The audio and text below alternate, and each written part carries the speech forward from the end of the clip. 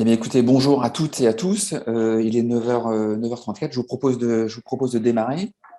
Tout d'abord, merci d'être présent derrière vos écrans pour ce webinaire Block in Block Jeux Média qui va vous présenter donc la valorisation des maquettes numériques Covadis avec les solutions Block in Block. Je m'appelle Eric Pellerme. Je suis en charge du développement de la solution Block in Block et je suis ce matin accompagné de Lionel. Enchanté, Lionel Perrin, merci Eric. Donc, je suis ingénieur avant-vente et spécialiste infrastructure et référent Block in Block chez Geomedia. Ce matin, ce webinaire d'une durée théorique on va se donner 45 minutes, si vous en êtes tous d'accord, va se dérouler en 3 parties. Une introduction tout d'abord sur d'actualité sur l'actualité du groupe, Sogelink Géodésial. Nous rentrerons ensuite dans le vif du sujet sur la présentation du workflow des solutions Covadis vers les solutions Block in Block et ensuite le retour des annotations vers la solution Block in Block. Et enfin, en dernière partie, on se laissera une dizaine de minutes de questions et de réponses. Donc, n'hésitez pas à garder dans un coin de vos têtes tous les éléments qui vous sembleraient nécessaires d'être précisés pour que nous puissions y répondre. Si toutefois cette partie de questions-réponses était trop courte ou des questions vous venaient a posteriori, on vous transmettra une adresse mail, à partir de laquelle vous pourrez nous joindre et on se fera un plaisir de vous répondre, faire des démos et préciser tout élément qui semblerait nécessaire, et évidemment dans les plus brefs délais. Si tu es OK, Lionel, on va démarrer. On va donc couper nos caméras et rentrer dans le vif du sujet. Comme je vous le disais, donc un point d'actualité. Depuis quelques mois, le Geodésial Group a fusionné avec la société Sogelink. Donc, la fusion de ces deux groupes va créer un leader de solutions logicielles autour des métiers de l'infrastructure. Sogelink, pour mémoire, c'est près d'une trentaine de solutions, dont DICT.fr et des solutions comme Club2Map ou Land2Fibre, plutôt sur la partie ingénierie, et Geodésial Group, qui historiquement porte les solutions Geomedia, qui nous intéressent tout particulièrement ce matin via Covadis, et les autres modules et la solution Geomansura, et depuis octobre dernier, la solution Block in Block. Quelques chiffres, donc Sogelink Geodésial Group, c'est 34 000 clients, une quarantaine de solutions, aujourd'hui 335 collaborateurs, une croissance forte, avec 3 filiales à l'international, 138 000 utilisateurs et un peu plus de 70 millions d'euros de chiffre d'affaires. Une répartition hexagonale assez cohérente, avec un siège à Lyon, Caluire, pour être précis, 7 agences réparties dans toute la France et une présence en Hongrie, en Suisse et au Canada. Voilà pour le point d'actualité du groupe et de la fusion de Sogelink et de Geodésial. On va rentrer maintenant dans le vif du sujet. Le cas d'usage qu'on va vous présenter aujourd'hui avec Lionel est le suivant. On va se mettre tour à tour, Lionel puis moi, dans la peau de Jean. Jean est donc responsable de la conception d'un projet d'infrastructure routier. Son objectif principal est de valider ses hypothèses de conception sur le terrain via une solution collaborative et mobile. Donc, on est sur une phase très amont de projet. Les outils qu'il va pouvoir utiliser sur la partie conception vont être Covadis et ses différentes extensions. Sur la partie mobilité et collaboration, ça va être la solution Block in Block. Il va pouvoir partager et annoter son projet via un format d'annotation standard qui est le BCF. Quelques mots de présentation de la solution Block in Block. Donc, c'est une solution collaborative de réalité augmentée au service du BIM. C'est une solution SaaS, cloud et mobile, c'est-à-dire que sur la partie SaaS, une partie de notre expertise et une partie de notre puissance de calcul est déportée sur le cloud. Évidemment, la partie mobilité pour emmener vos projets BIM directement sur le chantier. Sur la mobilité, on s'appuie sur une technologie qui est la réalité augmentée. Alors, en quelques mots, qu'est-ce que c'est? C'est donc la superposition d'une réalité et d'éléments qui peuvent être des sons, des images 2D, de la 3D, de la vidéo, calculés en temps réel par un système informatique. Autrement dit, ça va être la capacité que nous allons avoir à projeter et à superposer in situ une réalité avec un projet construit ou à construire. Dans le cas qui nous intéresse ce matin, ça va donc être la superposition d'une réalité qui est une réalité de terrain avec un projet de conception, un projet routier d'infrastructure de conception. On adhère pleinement au système d'interopérabilité de l'OpenBIM. Donc, nous traitons en entrée de l'IFC, comme on va le voir tout à l'heure, et notre système d'annotation s'appuie sur le standard BCF. Notre stockage et nos systèmes de traitement sont sur des data centers français. Je vais laisser la parole à Lionel qui va vous présenter donc, la solution Covadis et ses différents modules et ensuite enchaîner sur le début du workflow de conception. Merci Eric. Donc Jean et ses collaborateurs vont disposer de plusieurs outils que propose Géomédia, notamment déjà Covadis, qui est un logiciel de conception pour les activités de travaux publics dédiés à l'aménagement urbain pour les bureaux d'études. Ce logiciel de conception va permettre de faire des projets de voirie, de routes, de réseaux, de plateformes. Il fonctionne totalement, il est totalement intégré à AutoCAD et ça permet de faire de la gestion de projets d'infrastructure de sa phase initiale, donc très en amont comme on va le voir aujourd'hui, jusqu'à la phase finale, les exécutions, les DOE. Et cette technologie est 100% OpenBIM, bien sûr. Jean va disposer aussi d'un logiciel de conception d'infrastructures de transport linéaire pour les routes principalement, mais aussi tout projet d'infrastructure linéaire, murs, ponts ou murs, pardon, pas les ponts, les murs, les fossés ou d'autres choses encore. Donc ce logiciel est totalement intégré avec Covadis et couplé à Covadis dans AutoCAD bien sûr, et va vous permettre de faire tous les projets de route et autoroute sur la base de normes routières que l'on connaît très bien, comme l'ICTAL, l'ICTAVRU, la norme VSA. Les projets vont être en 3D avec une technologie OpenBIM depuis le logiciel Covadis. On va utiliser les exports IFC de Covadis, comme on le verra plus tard. La conception multi-axe de autopiste permet de faire très rapidement les carrefours et les giratoires en 3D. Et dans la dernière version d'autopiste, il a été ajouté la possibilité de faire des échangeurs et la mise en 3D de ces échangeurs en générant l'amorce aussi pour la sortie de la bretelle. Et il y a un outil de récupération de chaussées automatisé inclus aussi dans Autopiste. Nouveau outil qui est sorti avec la V17.1 de Covadis, c'est GeoRail, qui est un logiciel de conception d'infrastructures ferroviaires, mais aussi pour les tramways et le métro.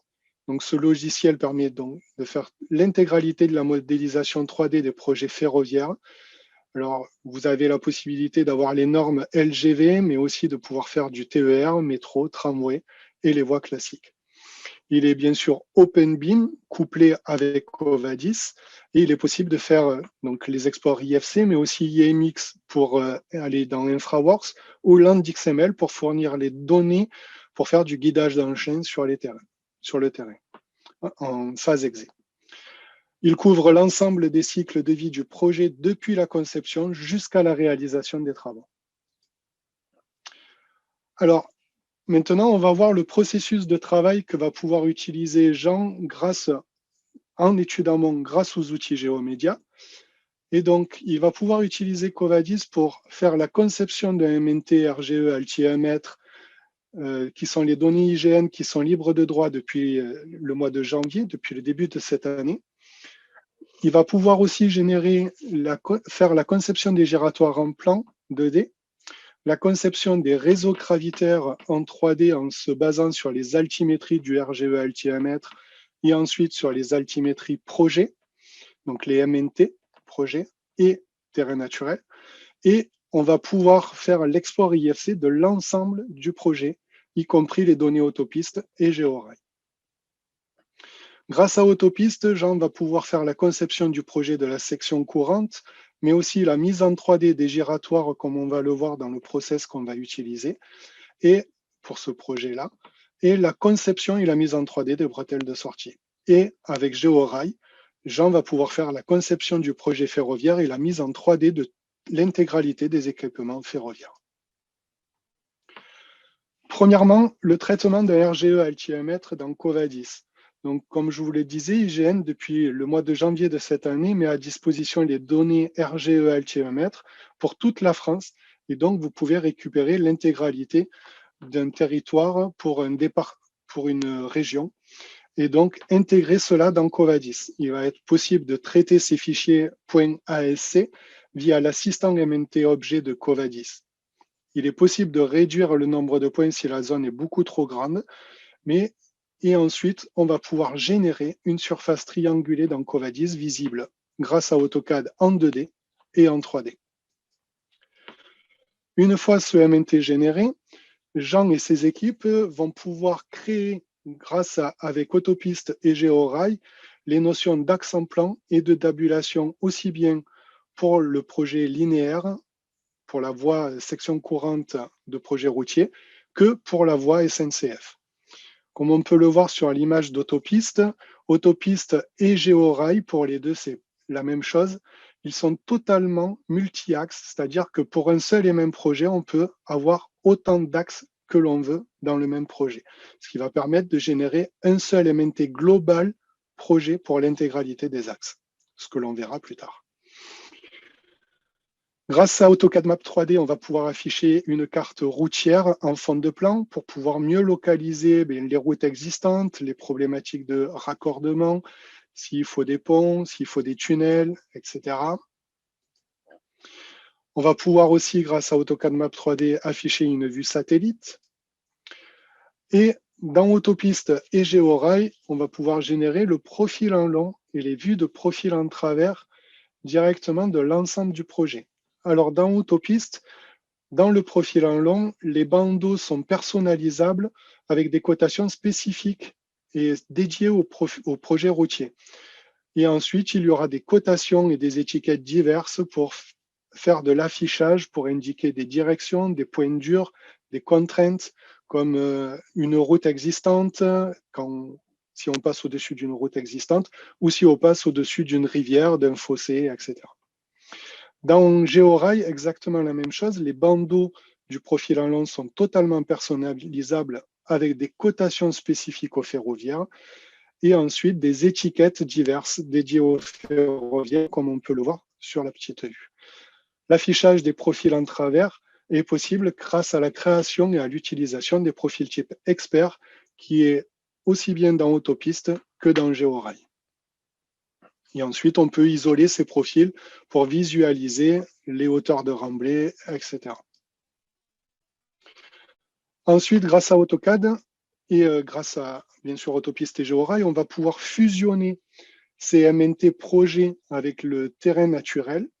Et grâce à AutoCAD, on va pouvoir avoir une vue coupée, diverses vues, comme ici une vue en plan, mais aussi une vue 3D qui va nous permettre de visualiser les altimétries du projet, les courbes de niveau et différents problèmes peut-être de conception.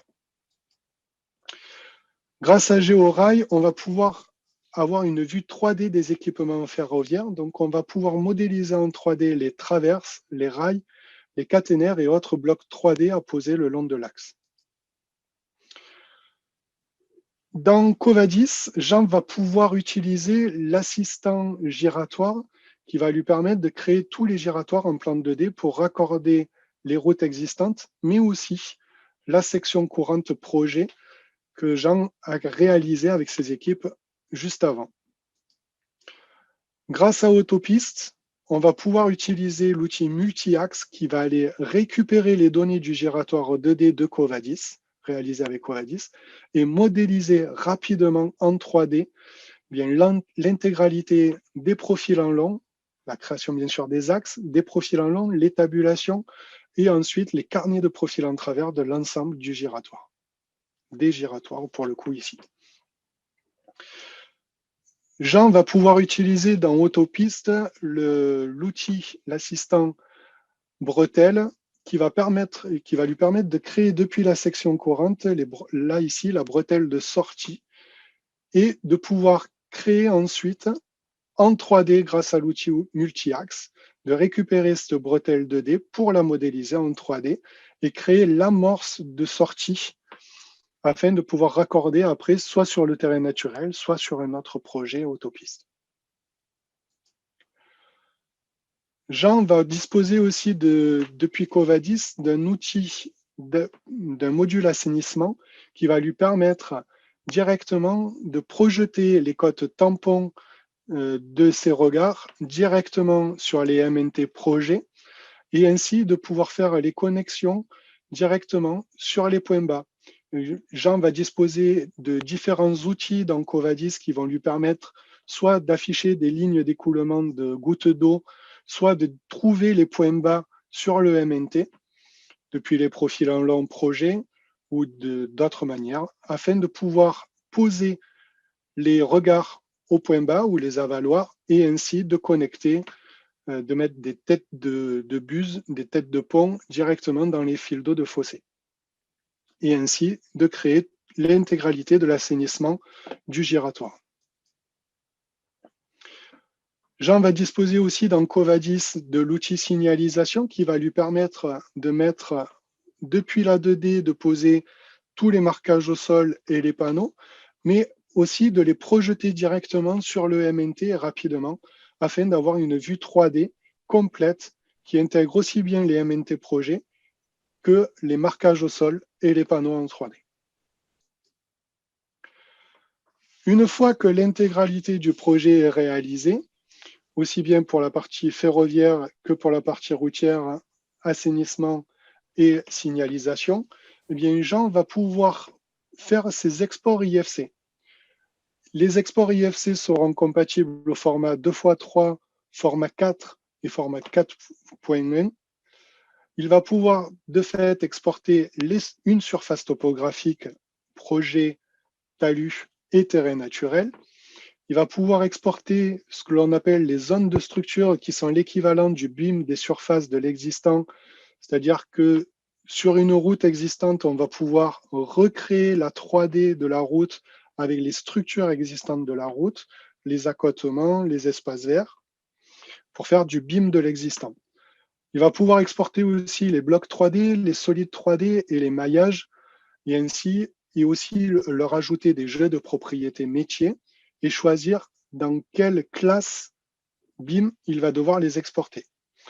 Tous les réseaux gravitaires sous pression et réseaux secs seront aussi, du moment qu'ils sont modélisés avec les outils Covadis, seront exportables en IFC.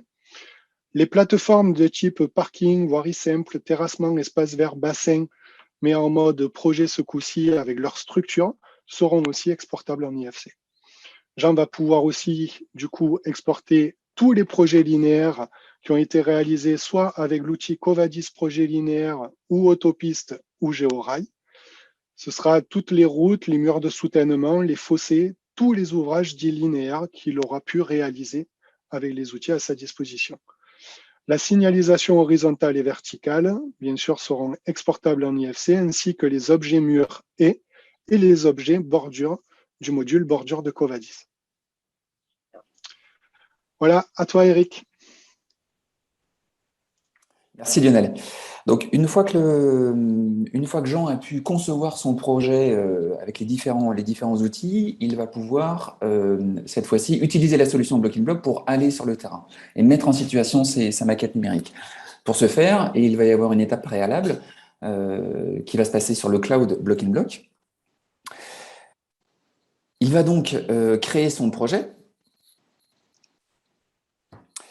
Lorsqu'il va créer son projet, donc il va le nommer bien évidemment, indiquer différents éléments, si la maquette est géoréférencée ou pas, indiquer le type de notes qu'il souhaite faire, donc pour des phases amont de projet, des notes d'observation semblent les plus indiquées.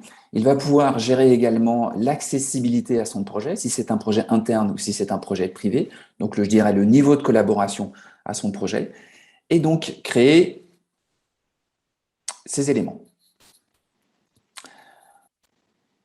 Une fois que son projet est créé, Jean va pouvoir déposer évidemment ses IFC, mais d'autres types d'informations, d'autres types de fichiers. Ce pourra être des plans 2D via le format PDF, de la documentation technique, de la documentation sur des éléments relatifs au projet. Ça peut être aussi des pièces marché, par exemple. Et il retrouvera également dans cet espace ses rapports, c'est-à-dire la compilation des notes qu'il aura pu faire sur son projet. Pour importer les IFC générés par Covadis, comme Lionel vous l'a montré tout à l'heure, rien de plus simple, il ouvre la page dédiée à cette fonctionnalité. Il va sélectionner l'ensemble des IFC, les glisser, les déposer à l'intérieur de son projet. Il y a un temps de téléchargement donc, qui est dépendant de la qualité de connexion de Jean. Et une fois que le téléchargement est réalisé, il va retrouver l'ensemble de ces 14 IFC directement dans son espace projet. On voit sur cette page une certaine somme d'informations que la plateforme Blocking Block communique à Jean. Ces informations sont les suivantes. Donc on va retrouver donc les 14 IFC qui représentent 455 MO de fichiers. Donc c'est un projet qui commence à être important. Et entouré de cercles jaunes, on va voir les éléments qui vont être transmis directement sur la tablette. C'est-à-dire qu'une fois que l'outil Blocking Block a opéré son optimisation, on voit que le stockage 3D ne représente plus que 34 MO d'éléments 3D versus les 455 MO de fichiers. Donc, il y a un vrai travail d'optimisation réalisé par Blocking Block. Et ensuite, un nombre de vertex et un nombre de triangles. Ces éléments-là, je ne vais pas vous les détailler maintenant. Je pourrais revenir dessus sur la partie questions-réponses si vous le souhaitez. L'information à connaître, c'est que ces éléments vertex et triangles représentent la charge graphique qui sera transmise sur la tablette. L'outil Blocking Block va automatiquement analyser ces éléments-là et vous indiquer la compatibilité avec le device que Jean va utiliser directement sur ce chantier. On voit que la compatibilité est au vert, donc tout va bien. Jean peut continuer son processus. Ensuite, il va pouvoir gérer son niveau de collaboration. La collaboration avec l'outil Blocking Block se gère de deux manières différentes, une partie intervenant et une partie équipe.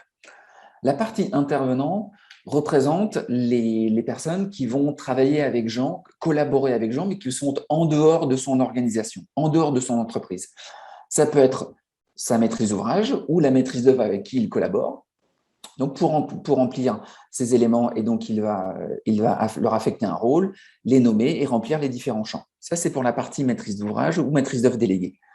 Ça peut être également des entreprises qui vont collaborer avec lui sur le chantier. Et donc, pour renseigner ces éléments, il va rentrer dans l'onglet à sa disposition et remplir les différents champs. Donc, la partie intervenant, c'est l'extérieur, c'est les personnes extérieures à son organisation. Ensuite, la partie équipe, c'est les personnes qui sont dans son entreprise, avec qui il va pouvoir collaborer sur son projet. Il va donc pouvoir inviter ses collègues à venir travailler avec lui sur son projet, déposer des IFC, récupérer des notes ou mettre à jour des éléments. Il va pouvoir également gérer les rôles des personnes, c'est-à-dire le niveau d'accessibilité de ses collègues à son projet. Une fois que ces éléments sont faits, c'est-à-dire que ces IFC sont déposés, il a géré sa collaboration externe avec ses intervenants et interne avec son équipe, Jean va pouvoir aller sur le chantier. Aujourd'hui, la solution Blocking Block est disponible sur l'iPad Pro 2020 LiDAR. Donc, une fois que Jean a son appareil en main, il va aller chercher le projet qui l'intéresse, télécharger, sélectionner toute ou partie des IFC qui l'intéressent et télécharger les éléments qui lui semblent nécessaires pour son opération de contrôle sur site. Une fois que les différents éléments sont téléchargés en dur sur la tablette, Jean va avoir deux modes de navigation. C'est-à-dire qu'il va pouvoir utiliser son projet via une navigation 3D, c'est une visionneuse 3D, ou via la réalité augmentée. La visionneuse 3D va lui permettre de visionner son projet directement sur site. La visionneuse lui permet également d'interagir avec les différents éléments et s'adapte parfaitement à des projets d'infrastructure, comme on peut le voir à l'écran, même avec des très grands linéaires et des projets de grande importance. Évidemment, tous les éléments, on peut interagir avec tous les objets 3D présents dans la maquette numérique, soit en les isolant, soit en les masquant, et évidemment en récupérant la donnée attributaire générée par les outils Covadis. ça, c'était pour la navigation 3D. On va passer maintenant à la mise en situation in situ via la réalité augmentée. Différents types de mise en station sont possibles, qui s'adaptent soit au type de chantier, soit à la phase de chantier dans laquelle on se situe. Positionnement avec un angle, comme on peut le voir à l'écran, est plutôt une mise en station de réalité augmentée dédiée au projet de bâtiment, au projet en élévation, voilà, ce qui n'est pas notre cas aujourd'hui, ce qui n'est pas le cas de Jean. Aujourd'hui, on va se concentrer plutôt sur un positionnement manuel qui était parfaitement adapté à des situations très amont de projet lorsque le projet n'est pas encore réalisé. Pour ce faire, Jean va pouvoir sélectionner un point dans sa maquette numérique, avec le pointeur comme on le voit à l'écran, sélectionner ce point virtuel et ensuite mettre en cohérence ce point virtuel avec une réalité. Il va donc avoir après une opération de recalage d'orientation à faire, puisqu'en fait, on a récupéré l'indication du nord géographique de la maquette numérique qu'on va mettre en cohérence avec la boussole et l'orientation donnée par la boussole de la tablette. Il y a quelques degrés d'écart qui sont dus à la tolérance constructeur, et c'est cette tolérance que l'on va recaler in situ. Une fois que sa mise en station est opérée, Jean va avoir à sa disposition différents outils pour appréhender au mieux le projet dans la réalité. Premier outil à sa disposition, ça va être la gestion de la profondeur de champ. Donc, il va pouvoir gérer la profondeur de champ, c'est-à-dire la quantité de maquettes qu'il va afficher de deux manières différentes. Il va pouvoir la gérer soit en coupant la maquette devant lui, comme on le voit à l'écran, soit en coupant la maquette depuis l'infini vers lui. Donc, ça va vraiment lui permettre d'appréhender au mieux son modèle numérique, quelle que soit la situation dans laquelle il se trouve, et quelle que soit la quantité de maquettes qu'il souhaite afficher. Il va également pouvoir appréhender des notions de profondeur, et notamment des notions de profondeur réseau. Grâce à cet outil fonctionne de la manière suivante. En fait, on va calculer et donner l'information à Jean de la profondeur de la matrice supérieure du réseau par rapport au sol scanné réel qui est sous ses pieds.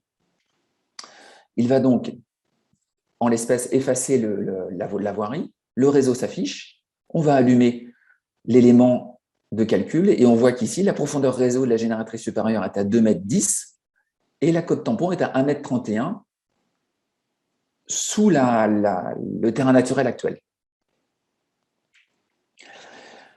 Une fois qu'il a pu appréhender au mieux son projet avec ces différents outils, il va pouvoir annoter sa maquette numérique. Il va pouvoir l'annoter grâce aux outils, grâce à la fonctionnalité BCF.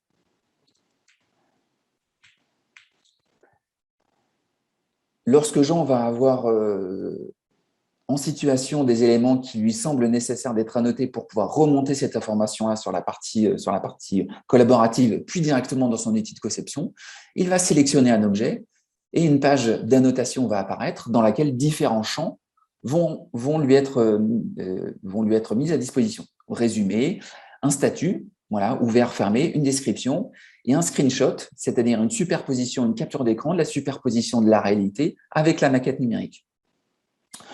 Dans l'exemple qui vous est présenté, une interrogation sur des positionnements de signalisation verticale, voilà, à l'entrée du giratoire, sur les différentes bretelles du giratoire. Et donc, en fait, comme vous le voyez, il peut générer de manière très simple, très effective et de manière très efficiente toutes sortes d'annotations sur les éléments qui lui semblent nécessaires d'être annotés.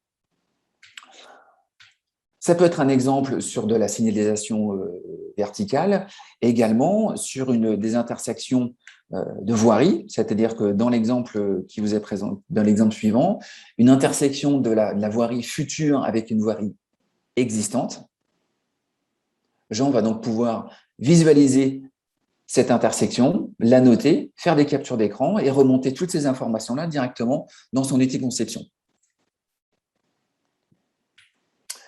Une fois que ces informations et qu'il a pu opérer son contrôle in situ, grâce à la réalité augmentée, Jean va pouvoir retourner sur site et synchroniser ces différentes notes sur son espace Block in Block. Ces notes, il va pouvoir les trier par statut, par priorité, par personnes qui l'ont créé et par date de création. Il va également pouvoir les éditer tous les champs qui lui étaient accessibles en mobilité sont également disponibles sur la partie web de Block in Block. Il va pouvoir les modifier, rajouter des pièces jointes, modifier les priorités, modifier la personne à qui c'est assigné et également commenter le BCF. Donc, on rentre vraiment dans le cœur du réacteur de la collaboration grâce à ces annotations.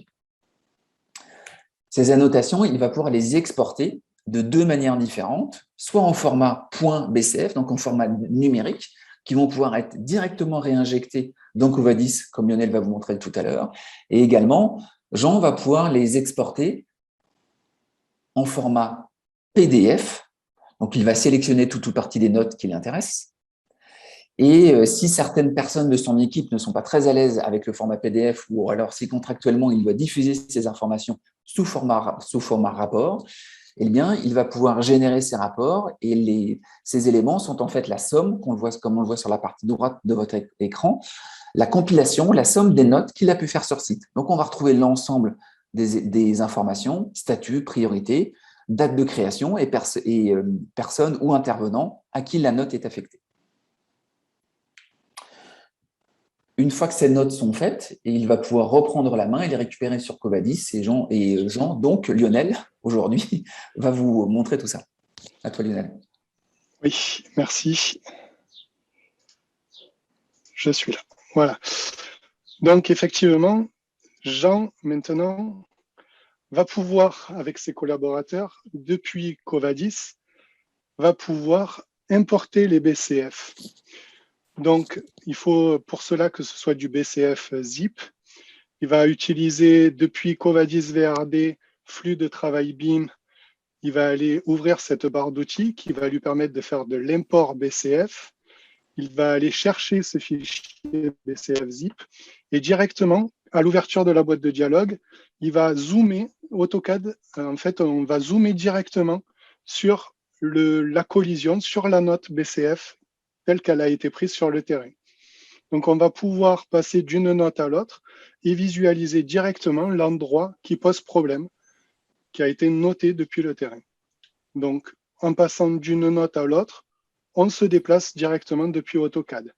Ensuite, Jean va pouvoir insérer une photo à chaque fois pour bien localiser le problème et l'identifier pour lorsqu'il sortira de cette boîte de dialogue. En cliquant dans Passer dans la vue, il va pouvoir aussi directement visualiser une vue 3D qui correspond exactement à la photo qui a été prise sur le terrain. Donc ici, il va pouvoir visualiser directement, zoomer sur le regard. Ensuite, une fois que toutes ces informations ont été intégrées, eh bien, Jean va pouvoir sortir de la boîte de dialogue, faire toutes les corrections nécessaires et ainsi, il va pouvoir réexporter les IFC pour pouvoir les fournir à nouveau au BIM Manager et retourner dans la solution Block in Block pour mettre à jour les IFC. À toi, Eric. Donc, on a vu la fluidité d'utilisation et du workflow entre la solution Block in Block et les solutions Covadis.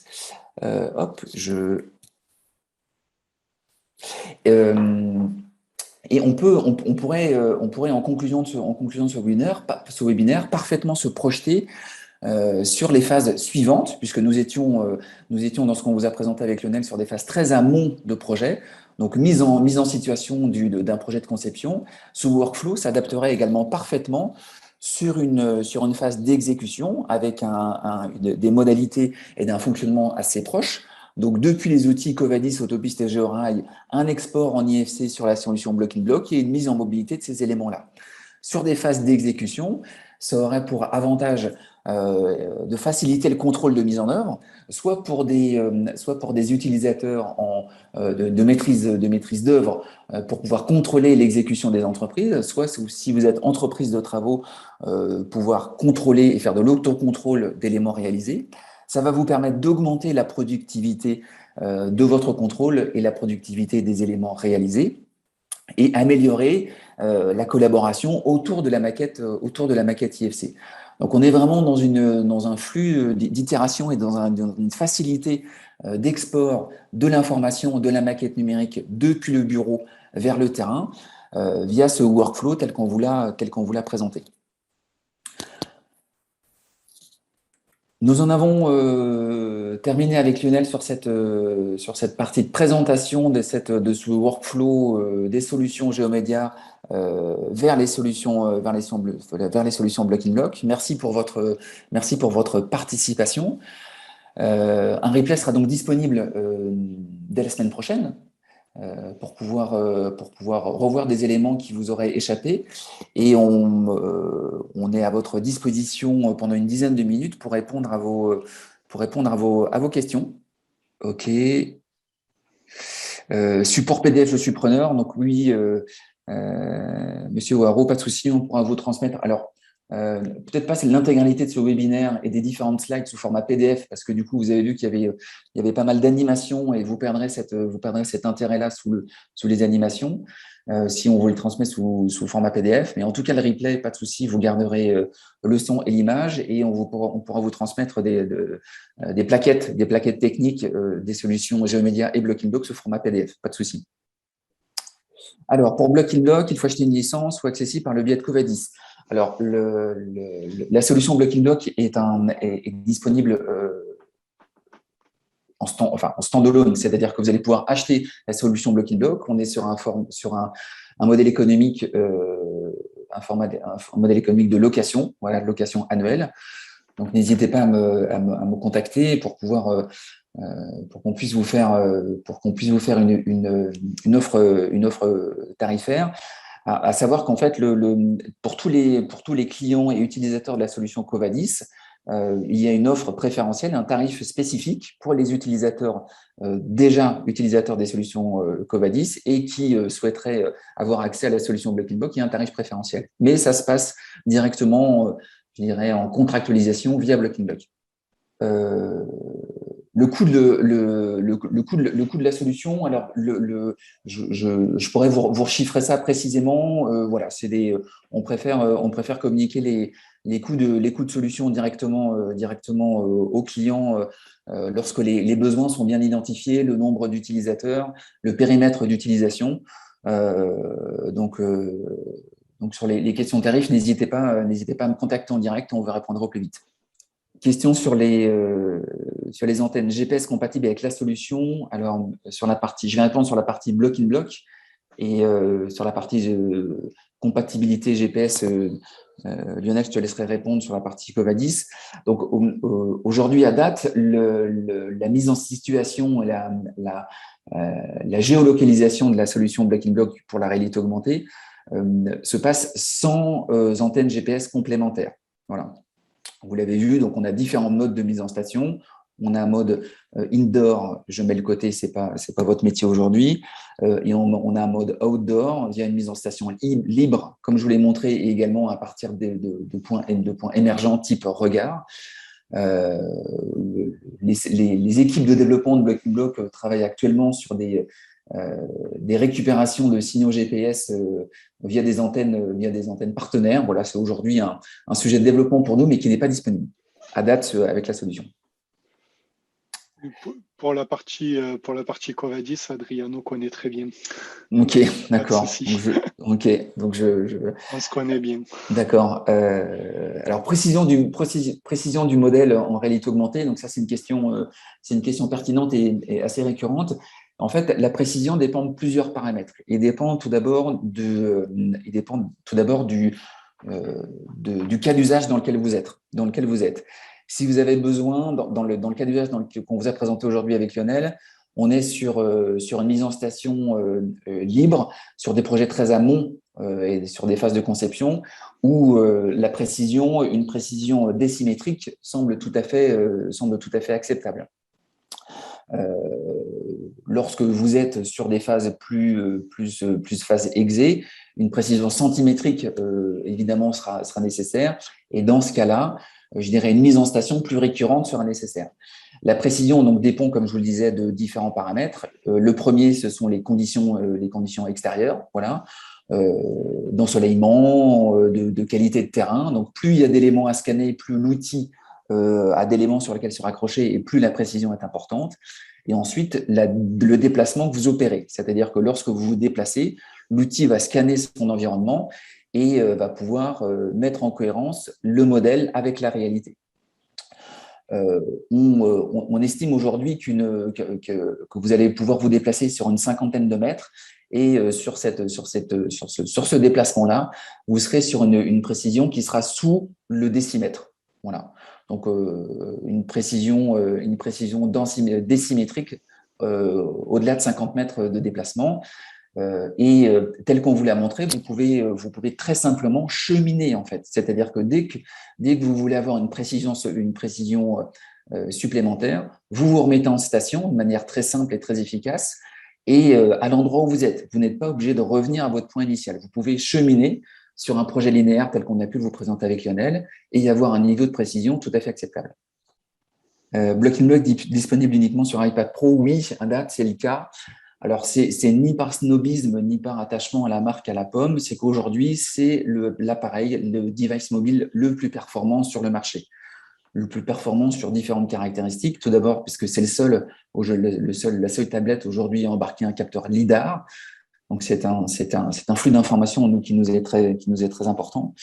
Et c'est aussi l'appareil le plus performant sur les autres capteurs externes, caméra, accéléromètre, gyroscope, et également capacité de calcul. Vous voyez, l'élément la maquette numérique qu'on vous a présentée aujourd'hui avec Lionel faisait quasiment 500 MO et voilà, était parfaitement géré par la tablette.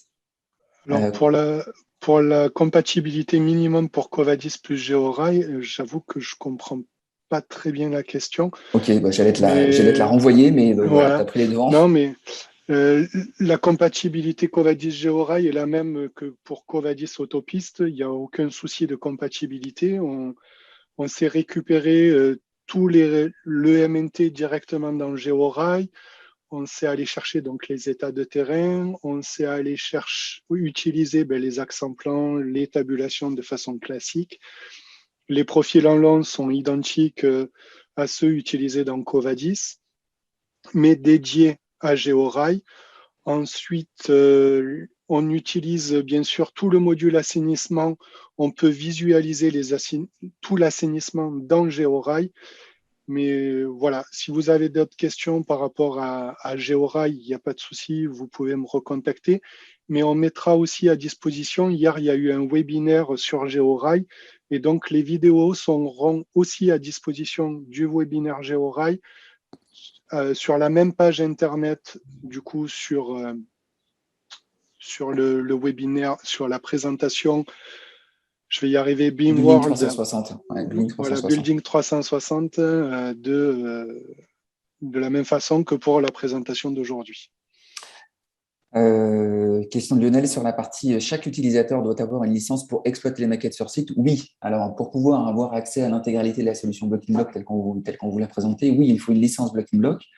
Par contre, pour pouvoir partager l'information, partager les annotations, vous pouvez les partager à toutes les personnes de votre projet, même si elles n'ont pas de licence. Donc oui, il faut une licence pour avoir accès aux différentes fonctionnalités de collaboration et de réalité augmentée, mais vous pouvez exporter de l'information via les formats DCF à toute personne de votre projet. Pour le coût d'utilisation, faites-vous un pilote. Alors oui, alors on propose, Blocking Block propose en fait et ça je pourrais vous le détailler, n'hésitez pas, je reviendrai vers vous. En fait, on propose une formule qui vous permet en fait de tester la solution Blocking Block. On a aujourd'hui un modèle économique de licence, comme je vous l'ai expliqué tout à l'heure, et également de location de tablettes directement raccroché à votre licence, donc pas d'investissement initial de votre part. Donc, ça vous permet d'avoir vraiment la solution Blocking Block clé en main et avec une mécanique qui vous permet de tester la solution pendant un temps donné. Je pourrais vous repréciser les choses. Donc, Adriano, vous reprenez la question. La mise en station se fait avec quel outil? Alors oui, alors je n'ai peut-être pas été très clair dans ma réponse, pardon pour cela. Donc la mise en station se fait avec l'outil LiDAR. LiDAR, c'est-à-dire qu'on va venir sélectionner un point virtuel dans la maquette numérique. Ensuite, la caméra et le LiDAR vont prendre le relais scanner l'environnement, détecter un plan. On va ensuite viser le point qu'on a sélectionné préalablement dans le virtuel, on va le viser dans la réalité. On récupère l'information d'orientation du nord géographique de la maquette Covadis, qu'on met en cohérence avec l'orientation de la tablette, l'indication boussole de la tablette, et c'est par cette combinaison d'actions qu'on va pouvoir mettre en station la maquette numérique. J'espère avoir été plus précis. Possible de créer ses propres repères provisoires pour améliorer la précision. Alors ça, c'est une question, c'est une question qui est aussi récurrente.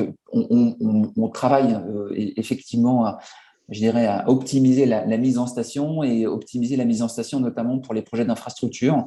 Donc ça, c'est vraiment un travail au long cours que fait Blocking Block et les équipes de développement de Blocking Block, où on va pouvoir, je dirais, adapter au mieux les mises en station. Et oui, le fait de pouvoir multiplier les mises en station et quelque part trianguler et faire des zones de précision, oui, ça fait partie des axes sur lesquels on travaille. Qui ne sont pas disponibles actuellement, mais sur lesquels on travaille. Mise en relation entre l'iPad et la mise en station. Voilà, Adriano, je ne comprends pas trop la question, mais n'hésitez pas, on pourra, si vous voulez, vos questions sont assez précises et vous semblez très intéressés, on pourra se reprévoir un échange dans les jours à venir. Je suis à votre disposition. Compatibilité version AutoCAD, je te laisse répondre, Lionel. Oui, de mémoire, il me semble que c'est bien minimum AutoCAD 2018 pour GeoRail. Et pour les dernières versions de Covadis, de toute façon, la version 10. Un petit souci technique. Alors, je ne sais pas si vous m'entendez, mais moi, je ne m'entends plus, Lionel. Bah, écoutez, je pense qu'on a été au bout des différentes questions. Donc, sur l'accessibilité à la vidéo GeoRail, donc Lionel avait répondu. OK. Eh bien, écoutez, nous nous étions donné une petite heure, 45 minutes. Donc, on est au bout de ce temps-là. Merci à toutes et à tous d'avoir participé à notre webinaire. Encore une fois, n'hésitez pas à nous contacter en direct via l'adresse webinaire@blockingblock.com pour pouvoir vous préciser les différents éléments techniques qui seraient encore nécessaires. Sur la partie chiffrage, idem. Donc, on pourra vous transmettre les éléments chiffrés très rapidement. Merci à toutes et à tous et à très vite.